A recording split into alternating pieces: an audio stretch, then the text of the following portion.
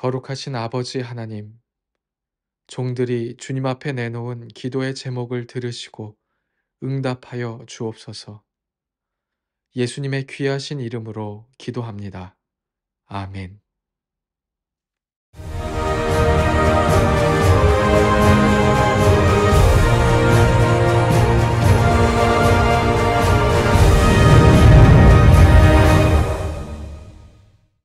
안녕하세요. 횃불에와 함께 하시는 목사님, 사모님, 선교사님, 사역자 여러분 반갑습니다. 리포지션 다시 예수님의 겸손한 자리로 라는 주제로 2025년 2학기 횃불에를 개강합니다. 올해는 이 리포지션이라는 키워드로 교회와 목회를 새롭게 하는 시간을 가지고 있는데요. 왕이신 예수님이 겸손히 이 땅에 오시고 부르심을 따라 십자가의 길을 완주하셨듯이 이번 학기 강의를 통해 예수님의 마음을 깊이 생각하며 균형 잡힌 목회로 건강한 교회로 리포지션 하시는 시간 되시길 바랍니다. 이 시간 경남 남부 거제 횃불회의 총무로 섬기시는 김희종 목사님 나오셔서 기도해 주시겠습니다. 오 살아계신 아버지 하나님 은혜를 감사합니다. 2025년 2학기에 하나님이 기여기시는 횃불회에 한국교회와 목회자들이 성경 안에서 재배치되기를 소원하고 하나님의 성령의 인도하심을 따라 하나님이 기뻐하시는 목회를 하기를 소원하므로 주님 2학기의 수업으로 들어가고자 합니다. 세우신 강사 목사님들을 통하여 지역마다 교회마다 목사님들마다 하나님이 하시고자 하는 말씀, 하나님이 도전하시는 말씀, 하나님이 깨닫게 해주시는 말씀을 듣게 하여 주옵소서. 날마다 나를 부인하고 자기의 십자가를 지며 오직 예수 그리스도를 따라가는 목회가 되어지기를 간절히 소원하오며, 내가 사는 것이 아니요 내 안에 나를 위하여 자기 몸을 버리신 예수 그리스도를 믿는 믿음으로 사는 한국교회가 되어지기를 간절히 소원하오니, 아버지 하나님이여 우리를 불쌍히 여겨 주옵시고 한국교회를 긍휼히 여겨 주옵소서. 이 시간에 귀한 사자 목사님을 통하여 하나님의 말씀을 들려주실 때 그 말씀이 내게 못 박히게 도와주시옵시고 그 말씀 앞에 온전히 항복하는 하나님의 교회와 목회자들이 다 되게 하여 주시옵소서.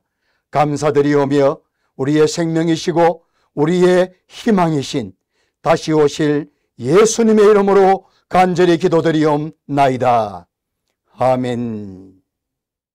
오늘 귀한 강의로 1학기 횃불회의 첫 시간을 열어주실 분은 한국교회의 원로이시고 복음중심 강해설교의 권위자이십니다. 바로 남포교회의 원로이신 박영선 목사님이신데요. 구원 그 이후 하나님의 열심 등 다양한 저서를 쓰신 분이기도 하지요.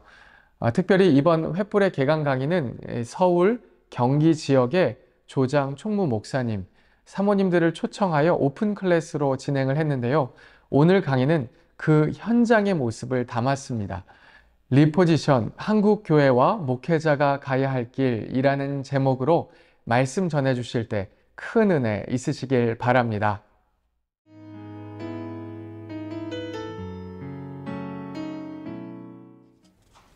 찬송하리로다. 하나님 곧 우리 주 예수 그리스도의 아버지께서 하늘에 속한 모든 신령한 복을 우리에게 주시되 곧 창세전에 그리스도 안에서 우리를 택하사 우리로 사랑 안에서 그 앞에 거룩하고 흠이 없게 하시려고 그 기쁘신 뜻대로 우리를 예정하사 예수 그리스도로 말미암아 자기 아들들이 되게 하셨으니 이는 그가 사랑하시는 자 안에서 우리에게 거저 주시는 바 그의 은혜의 영광을 찬송하게 하려는 것이라입니다. 제가 들은 아멘 중엔 가장 영성이 깊습니다. 그러니까 뜻밖의 이제 신앙 수준은 숨어있는 여성들에게서 나타나요. 네. 그 고민을 어디다 풀지도 못하고 살아내야 되는 일에 대해서 남자들은 거의 세밀한 부분까지 생각을 못하고 다 그냥 여자들이 다 해내요. 어디서 알았냐면 제 아내한테서 알게 됐습니다. 늘 신경질을 내요.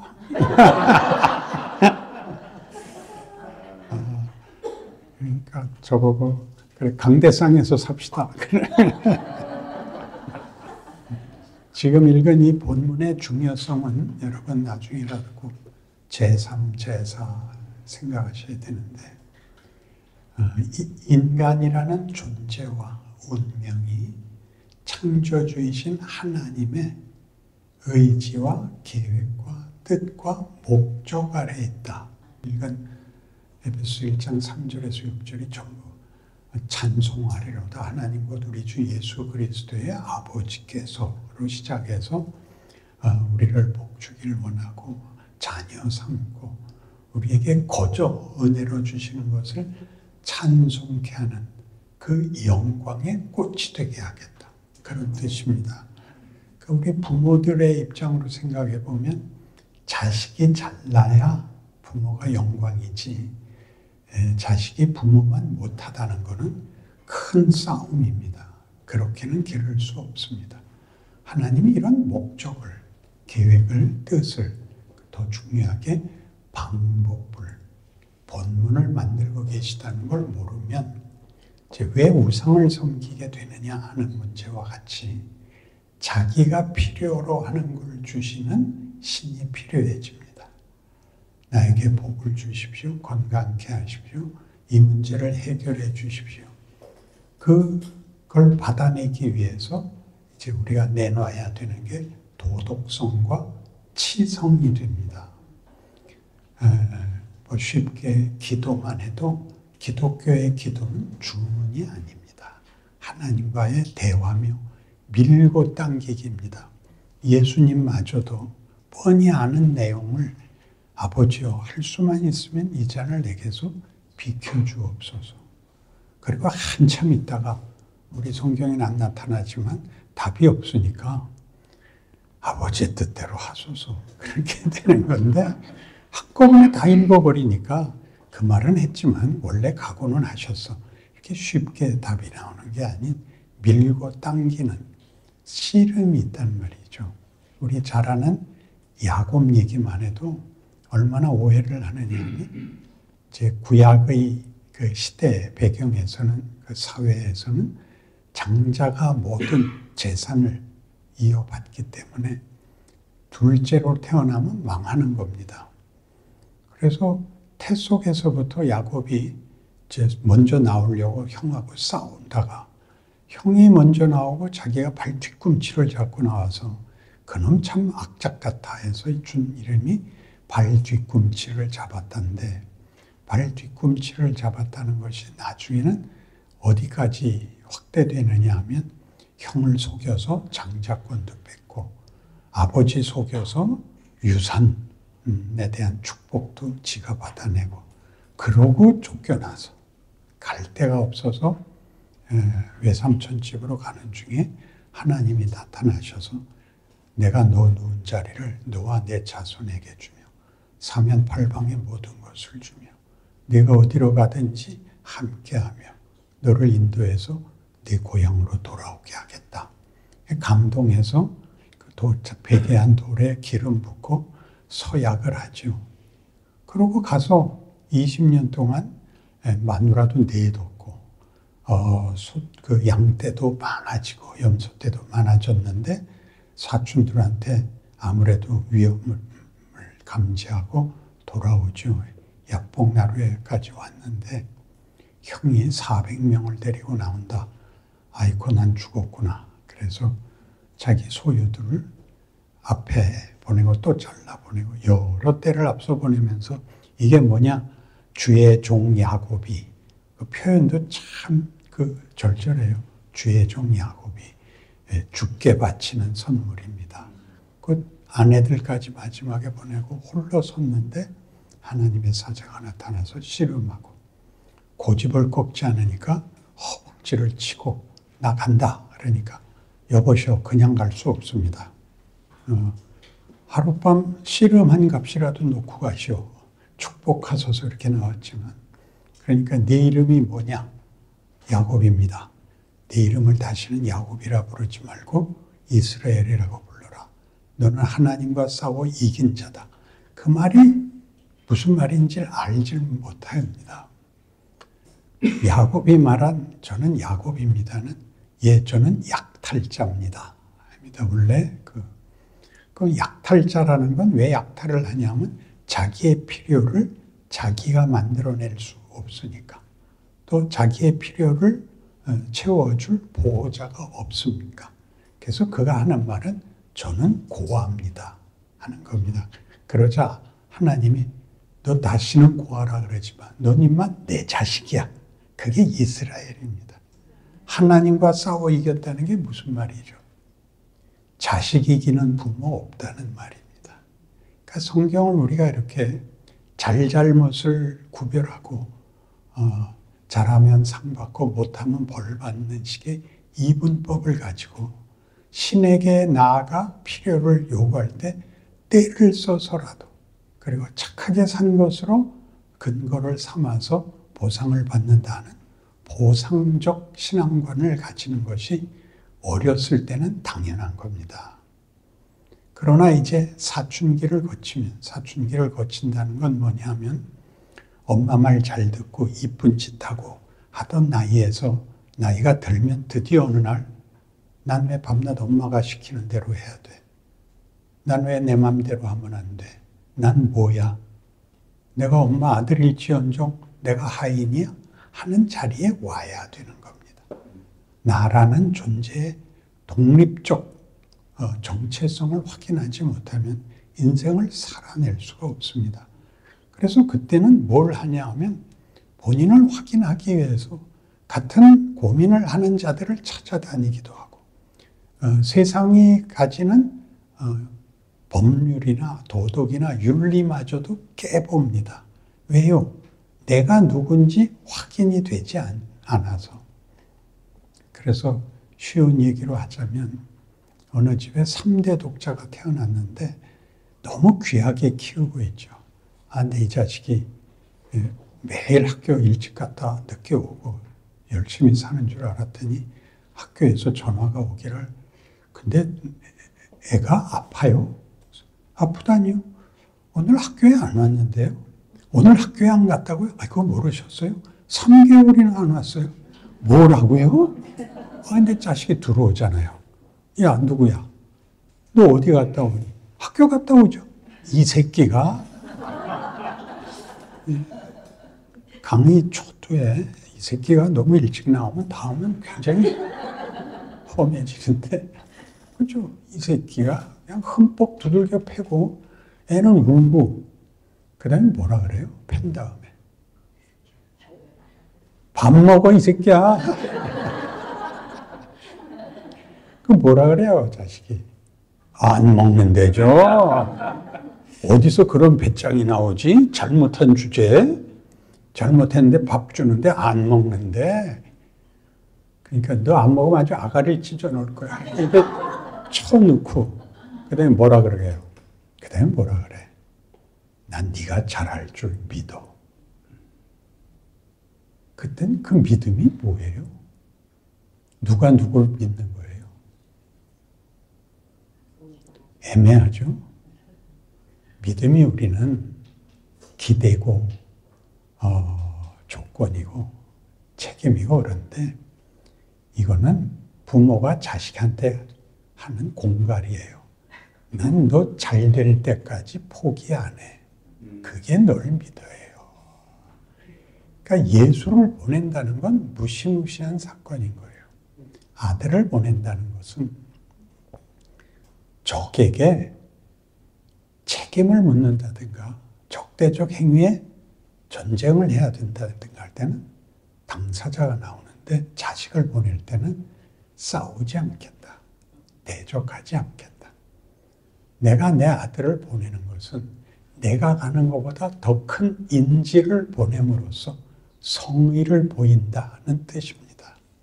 그러니까 하나님의 아들을 보내서 그 아들을 믿어라 라고 얘기하는 것은 하나님이 너희에 대해서 잘잘못을 기준으로 심사하는 심판관이 아니다.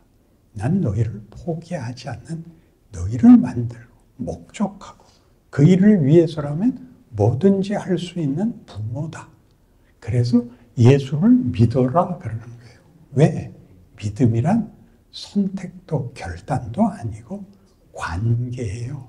관계란 우리가 제일 깊은 관계가 뭐예요?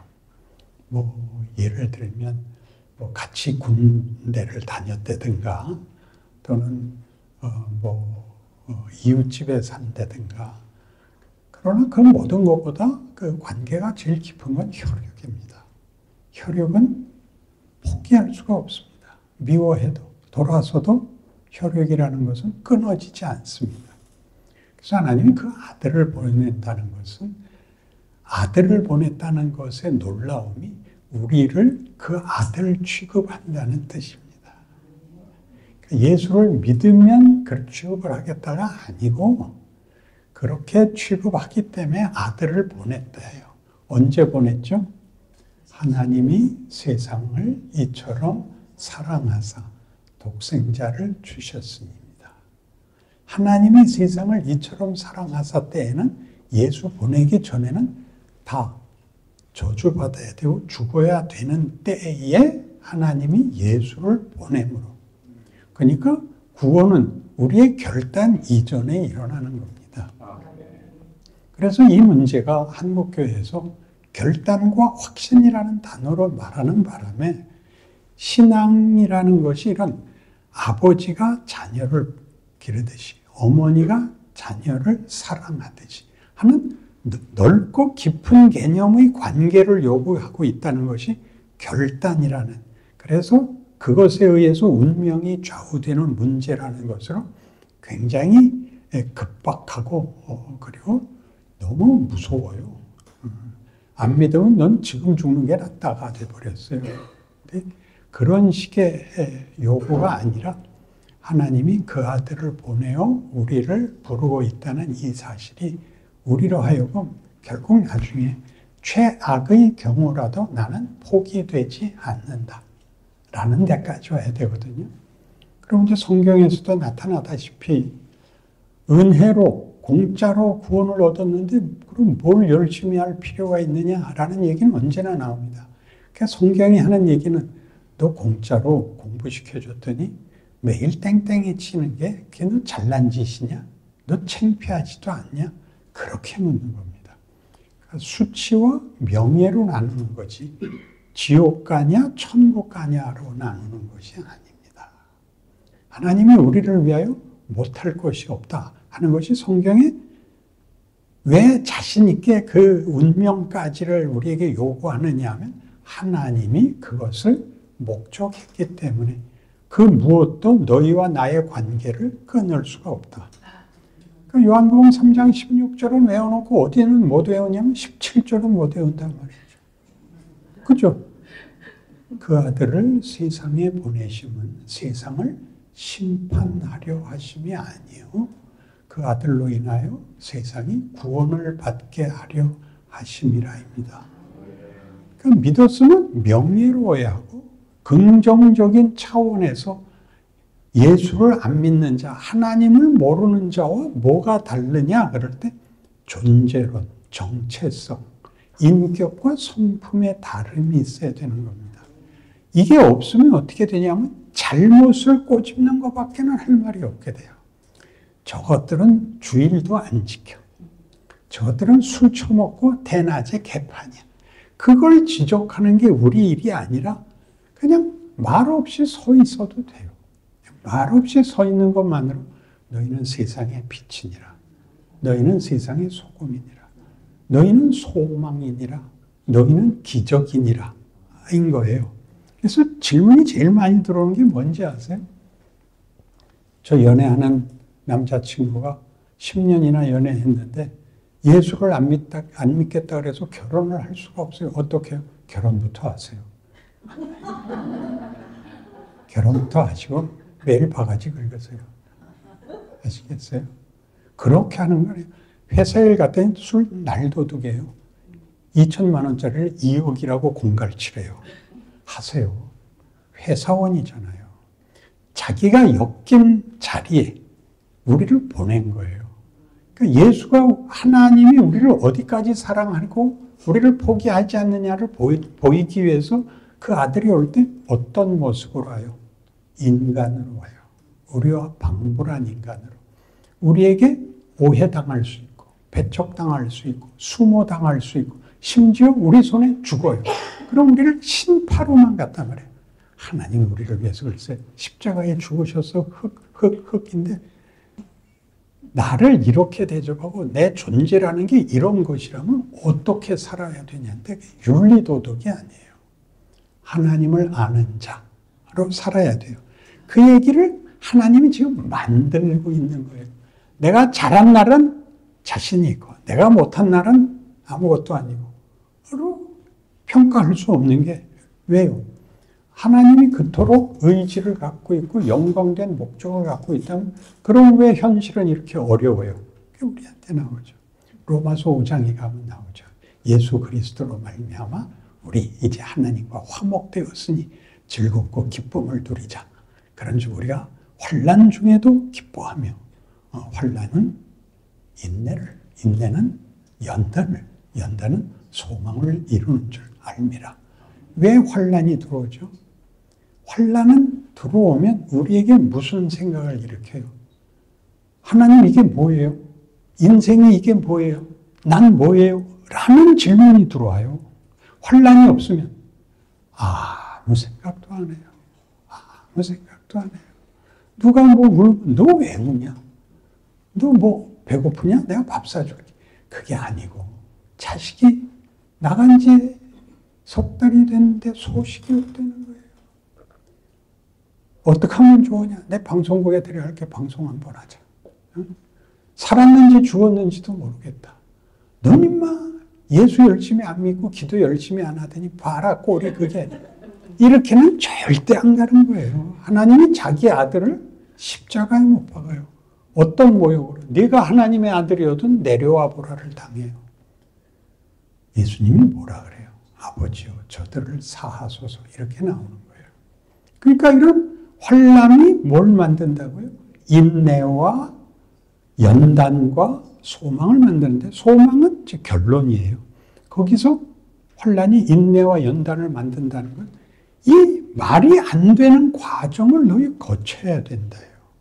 이 말이 안 되는 과정을 왜 거쳐야 되냐면 처음에서 보았듯이 하나님이 아담을 만들고 그 만들면은 뭐가 있었냐면 우리의 형상을 따라가 있었단 말이에요. 신의 형상인데 신의 형상이 뭐냐는 많아요.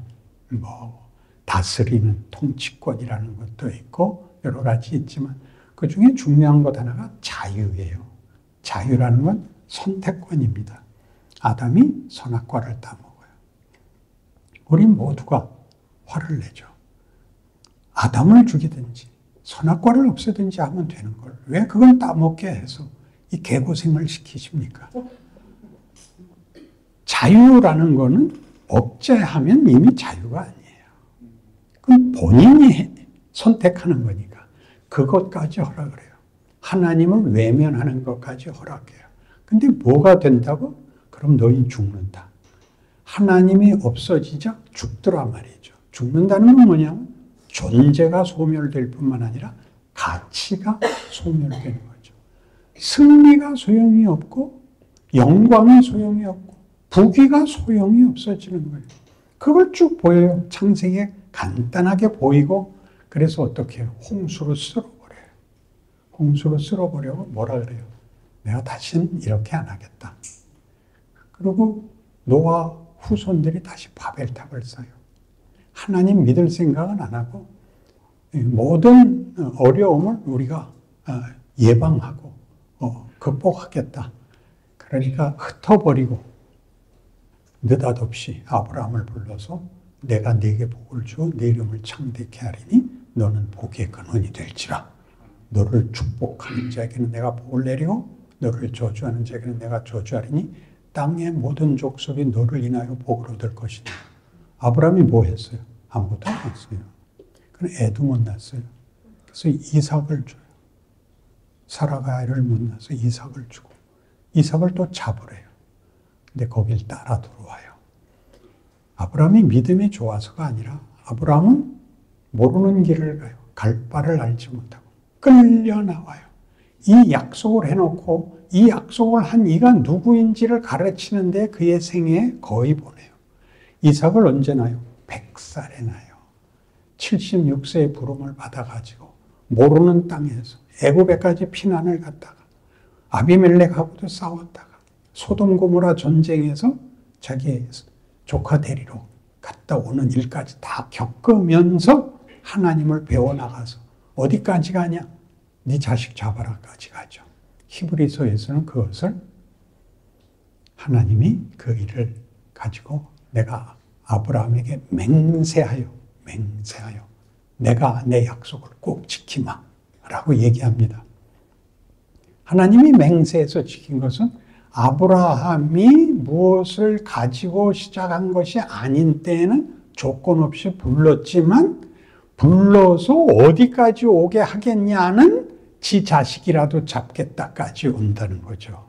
내가 꼭 인류를 방치하지 않고 놓아두지 않고 이 자리에 오게 한다. 내가 그 항복을 받아내겠다. 이렇게 시작하는 것이 이제 구약 역사요, 이스라엘 역사요, 그 후로 실체인 예수가 오는 것입니다. 그러니까 이 문제에서 여러분이 이 환난을 겪는다.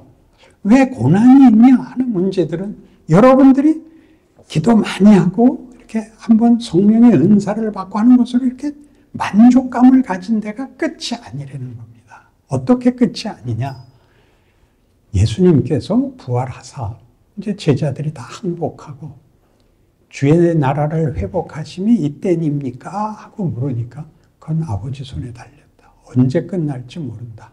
난 간다. 아니, 부활하셔서 이제 항복했는데 간다고요? 너희가 내 대신 가라. 아버지께서 하늘과 땅의 모든 권세를 내게 주셨으니 너희는 가서 모든 족속으로 제자를 삼아 아버지와 아들과 성령의 이름으로 세례를 주고 내가 너희에게 분부한 모든 것을 지키게 하라. 볼지어다 내가 세상 끝날까지 너희와 항상 함께 있으리라. 주께서 나와 함께 있으면 내가 뭐가 되는 거예요? 임마누엘이야 그게. 내가 개판 칠 때도 화투 치다 속일 때도 임마누엘이야. 야, 임마누엘이 화투 칠 때 사기 치더라. 임마, 내가 오죽하면 그랬겠냐. 너 살리려고 그런 거야.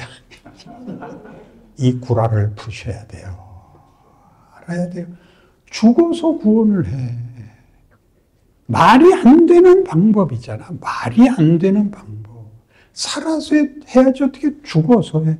그 베드로가 뭐라 그래요? 주여 안 됩니다. 죽으시면 안 됩니다. 내가 대신 죽을지언정 그 꼴 못 봅니다. 사탄아 물러가라죠. 뭘 만들겠다는 거예요?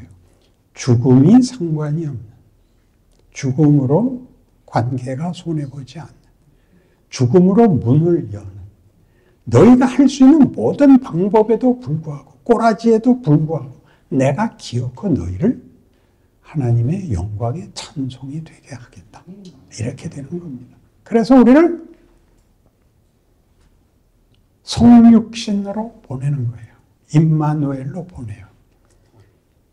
어디 와 있어요? 그랬더니 대한민국에 와 있는 거 아니에요. 여기가 땅끝이에요. 우리가 극동이라고 옛날에 저쪽에서 유럽에서 볼 때는 우리가 맨 끝이야. 동쪽 끝이야. 선교사가 와서 시작했지만 그 선교사들이 한 건 하나도 없어요. 죽었어 다. 다 죽었는데 거기서 초대 예수 믿는 사람들이 생겨. 그들은 뭘 해야 될지는 모르지만 딱 하나는 알아. 목숨을 걸어도 좋다로 시작을 해. 그 다음에 뭘 만났어? 안희숙 씨가 죽으면 죽으리라는 책에서 뭐라고 얘기하냐면 왜 나 안 죽였냐고 하나님한테 덤벼. 이 바보야. 죽으면 모든 일이 끝나잖아. 네 임무가. 살아둔 것은 뭐겠어 그러면. 아직 임무가 남았다는 거 아니야. 넌 왜 밤낮아서 죽겠다고 지랄이야. 이렇게 된 거예요. 살아서 뭘 해야 돼? 전도를 해야 돼? 아니야. 증인으로, 존재로 하는 거야. 내가 있는 것으로 예수님의 성육신은 얼마나 시공간에서 작은 듯냐 하면 시간적으로도 한순간이고 공간으로도 유대 땅 하나에 불과해. 그게 뭘 해? 온 우주 만물과 전 인류의 운명을 바꿔. 그러니까 우리 보고도 그걸 하려는 거야. 그래서 우리가 가서 설 때 우리가 예수님이 그러신 것처럼 그 자리를 자기 책임인 줄 알고 그 자리에 서야 돼.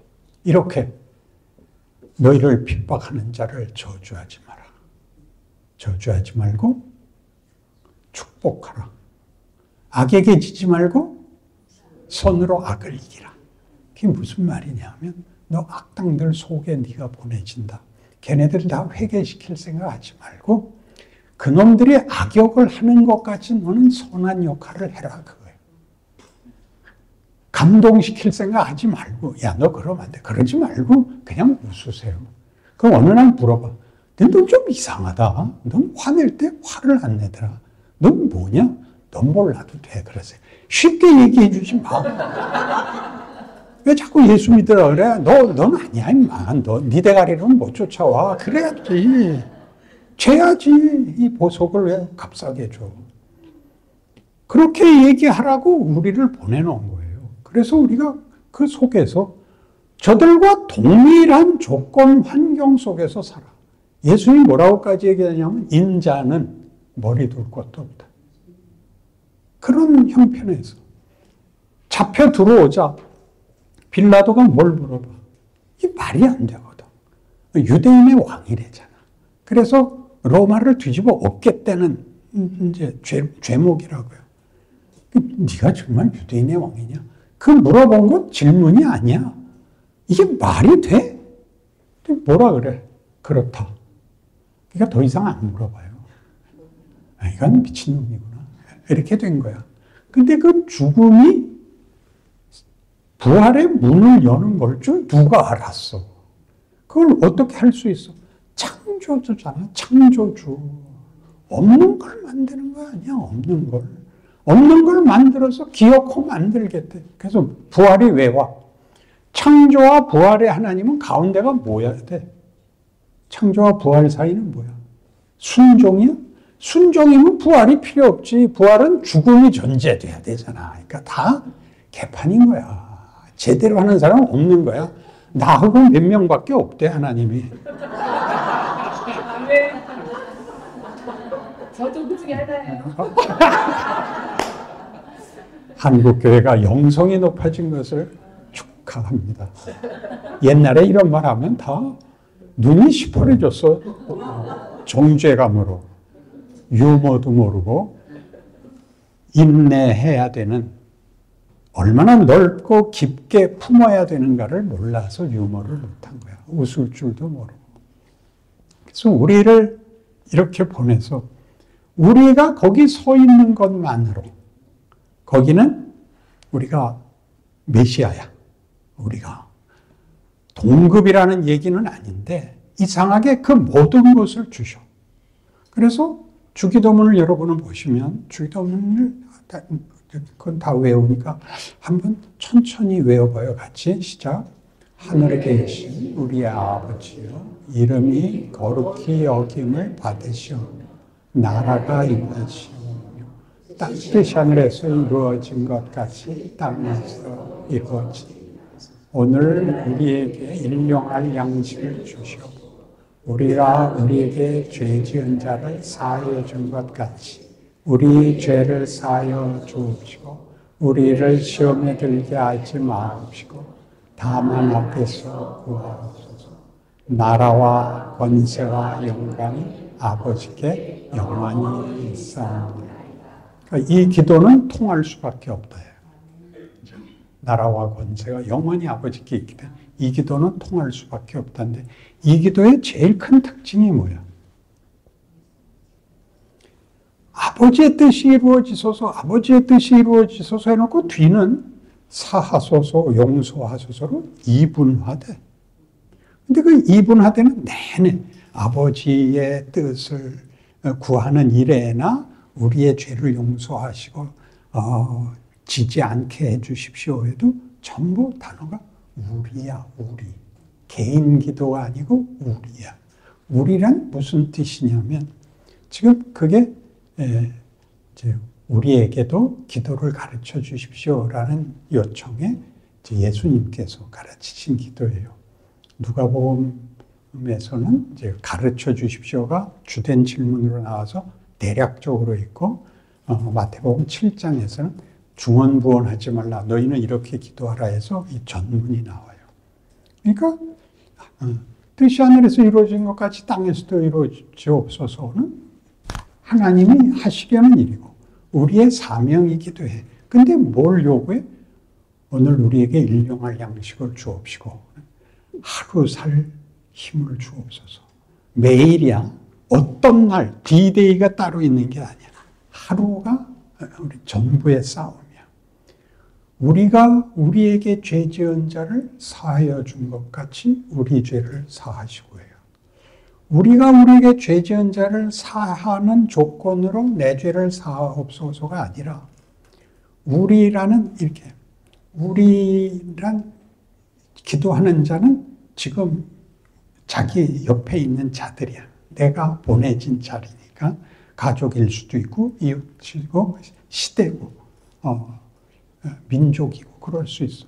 근데 우리가 우리에게 죄 지은 자를 뭘 용서했지? 보복하지 않고 저주하지 않고 심판하지 않고 하나님이 구원하시려고 나를 보냈다는 걸 내가 알고 있습니다.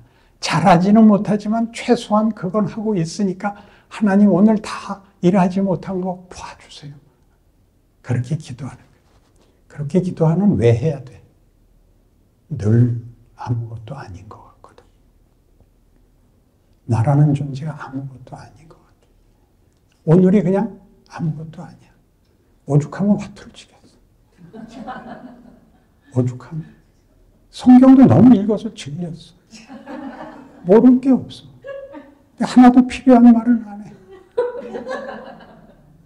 그 하루를 하나님이 일하신다는 거예요. 우리가 우리에게 죄 지은 자를 용서한 것 같이 절대 넌 아니야는 하지 마. 넌 지옥 가. 그 말 하지 마. 그 말은 우리 게 아니야. 우리가 다른 걸 증명해야 돼. 그건 아니야. 우리가 뭐가 다른가? 그걸 용서해야 돼. 용서는 너 잘했다는 거 아니야. 그냥 받아주는 거야. 웃어주는 거야. 동참하는 거야. 그래서 로안 윌리엄스는 하나님이 거룩하시다라는 거룩을 우리는 차별로 하나님은 신이시고 우리는 그 피조물입니다. 만 있는 게 아니라 그 하나님이 우리와 연합하잔다는 뜻에서 동참이라고 풀어요. 굉장한 거야. 그 거룩하신 하나님, 그러면 우린 일단 떨잖아. 이렇게 오그라드는데 하나님이 내 편이죠. 이러고 들어가는 거야. 그러니까 기도라는 것은 뭘 얻어내는 게 아니라 나에게 내 운명과 정체와 신분과 모든 것을 영화롭게 하시려는 지극히 성실하신 내 아버지시오 라고 들어가는 게 기도인 거야. 그러니까 뭐 감사를 나열하려는 게 아니라 훨씬 적극적인 마음으로 하나님, 저 오늘 후회할 게 너무 많은데 하나님, 이대로는 끝내지 말게 해주십시오. 내일은 오늘보다 낫게 해주십시오. 라는 기도로 저절로 들어가게 되는 거예요. 그래서 이런 주기도문을 반복하는 데에서부터라도 우리는 우리가 우리 속에 들어있는, 그러니까 예수를 보낼 때 예수를 임마누엘이라 한 것이 그가 우리 중에 함께 하시는 하나님이라는 뜻인데, 임마누엘이 우리와 함께 하는 신, 우리 중에 들어오신 신이 우리 중에 들어와서 자신을 구별하는 게 아니라 묶으러 오셨다. 내 정체와 내 운명과 내 길을 너희와 함께 묶는다죠. 그래서 여러분 잘 아시는 이런 식의 설명이 여러분이 잘 아는 초월적, 신비적, 보통 얘기하는 믿음에 의한 기적으로의 길을 조심스럽게 비교하게 만들어야 돼요. 빌립이 물어요. 예수님께 주여 아버지를 내게 보여주옵소서. 그리하시면 족하겠나이다. 그러니까 그게 무슨 뜻이에요? 예수께서 죽은 자도 살리시고 바다 위도 걸으시고 뭐 다 귀신도 쫓으시고 다 좋은데 신의 아들이라면 뭐 와서 이렇게 뭐 살고 뭐 먹고 그럴 거 없이 이렇게 확 고쳐나가고 그냥 번쩍 천사를 다 만들면 되지 뭐 이렇게 구질구질하게 이렇게 지금 와서 보면 이렇게 또 몇천 년 동안이나 뭐 하고 계시는지 모르게 이따오로 일하십니까? 된 거잖아요. 그죠? 근데 예수님이 답을 얼마나 기가 막히게 하냐면 나를 본 자는 아버지를 보았구나. 아니 하나님이 요만하단 말이에요. 이렇게 되진 않죠. 정신이 번쩍 나죠. 하나님이 우리와 같은 모습으로 오실 수 있다는 게 무슨 뜻인가? 나를 믿는 자는 내가 하는 일을 저도 할 것이요. 이보다 큰 일도 하리니 내가 아버지께로 감이니라. 미치겠죠? 그러니까 빌립이 요구했던 초월이란 우리가 볼 때는 이 우리와 육체로 우리의 지식으로 할 수 있는 한계를 넘어서는 어떤 해결책이었단 말이에요. 그런데 예수께서는 너희가 아무것도 아니라고 생각하는 육체와 시간과 공간과 물질적, 자연적 공간과 질서들도 다 하나님의 통치를 만들어내는 것들이기 때문에 그거를 형이하학이라고 낮춰 불러서는 안 된다. 그렇게 얘기하는 거죠. 그래서 뭐 얼마나 잘해야 되는지는 각각의 인생에 각각의 자리가 다르니까 하셔야 돼요. 근데 빌립의 이 기도를 들으시고 다시 한번 17장에 요한복음 17장에 예수님의 이런 기도. 아버지가 내 안에 내가 아버지 안에 있는 것 같이 저들도 다 하나가래요. 우리 안에 있게 하사 아버지께서 나를 보내신 것을 믿게 하옵소서. 뭐 하라고 보냈다고요? 나를 사랑한 것 같이 저들도 사랑한 것을 믿게 하옵소서. 그러니까 우리가 우리의 현실의 자리에서 밤낮 이걸 기억해야 돼. 아버지가 내 안에, 내가 아버지 안에 있는 것 같이 저들도 다 하나가 되어 우리 안에 있게 해서 저들로 하여금 아버지께서 나를 보낸 것을 믿게 하옵소서. 그럼 우리가 아버지께서, 주께서 나를 보낸 것을 기억하게 하옵소서. 너희는 가서 모든 족속으로 제자를 삼아가 지금 여러분의 자리인 거죠. 간 선교사들은 그것이 그 생애의 소명이었던 것이고 그렇지 않은 우리 모두에게도 각각의 존재와 자리와 역할이 자기가 책임져야 하는 그 안에 우리 안에 들어있죠. 우리나라 말은 멋있어요. 우리가 우리면서 우리죠. 울타리잖아. 그렇죠? 그 안에 책임을 져야 되는 거예요. 교회에서, 이 시대에서. 나가서 고함을 질러서 뭘 힘을 만들고 다수를 동원하는 싸움이 아니라 인간이라는 것을 하나님이 무엇을 목적하고 있나를 만들어내야 돼요. 그래서 기독교 신앙의 핵심은 뭐냐면 믿음과 사랑이에요. 믿음과 사랑은 상대가 있어야 돼. 혼자는 못해. 근데 그 상대가 믿음과 사랑의 대상이 되려면 자유가 있어야 돼. 왜? 자발성이 없으면 강요가 돼. 굴복이 돼. 그래서 자유를 주는 거예요. 그래서 여러분이 기도할 때 이렇게 하잖아요. 옛날에 목사님들 이렇게 기도 많이 했는데 아버지 오늘 주께서 보내신 성도들 앞에 섰으니 저는 가려버리시고 오직 주께서만 말씀하옵소서. 그러는 거 아니고 왜 설교를 인간을 세우느냐 하면 아는데 내가 저 신경질적이고 저 뭐 신학했다고 떠들지만 자기도 안 된 주제에 강단에만 서면 악을 쓰고 지랄이야가 포기하지 않고 다시 올라오는 그 뻔뻔함에 그 신앙에 놀라는 거야. 그리고 또 올라온다고? 이야, 그거야. 죽어라 그러는데 죽여라 하잖아. 어떻게 그럴 수 있어? 그래서 어느 무신론자가 그 이름 있는 무신론자였는데 신은 없다. 그리고 무신론자들이 제일 먼저 거부하는 게 신이 없다가 아니라 예수가 신이 아니다예요. 예수가 신이 아니다. 그런데 이 사람이 나중에 변해. 그 사람이 누군지를 모르는데 변해. 부활이 있었던 것 같다. 그래서 너 갑자기 미쳤냐? 그러니까 생각해봐라. 예수가 잡혀 들어가 죽으니까 다 도망간 제자들이 죽었는데 왜 다 선교 나가서 순교를 했냐? 거기엔 이거밖에 이유가 없다. 안 그래요? 죽어버렸는데 뭘 그 예수를 증거하려고 죽음까지도 각오해.